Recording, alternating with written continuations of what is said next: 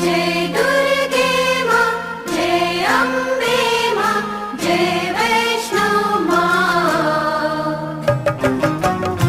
जय माँ, जय माँ।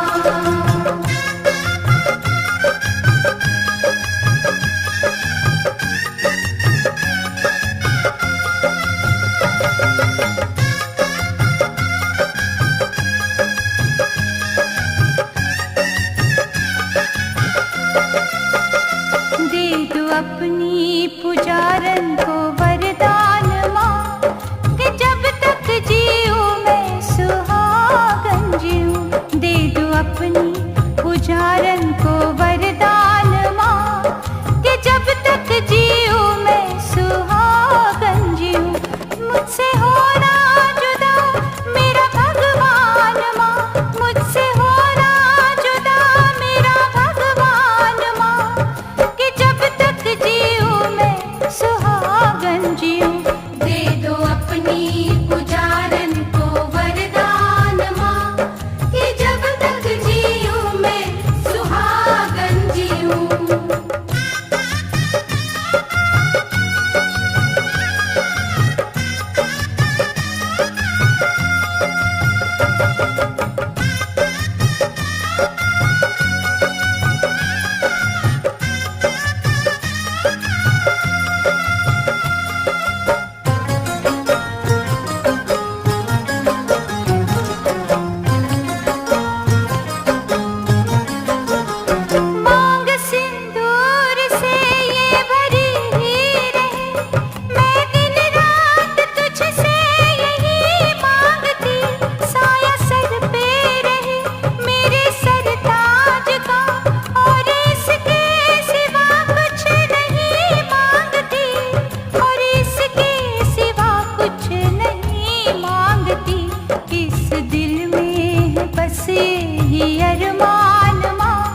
इस दिल में है बस यही अरमान माँ कि जब तक जीऊं मैं सुहागन जीऊं। दे दो अपनी पुजारन को वरदान माँ कि जब तक जीऊं मैं सुहागन जीऊं।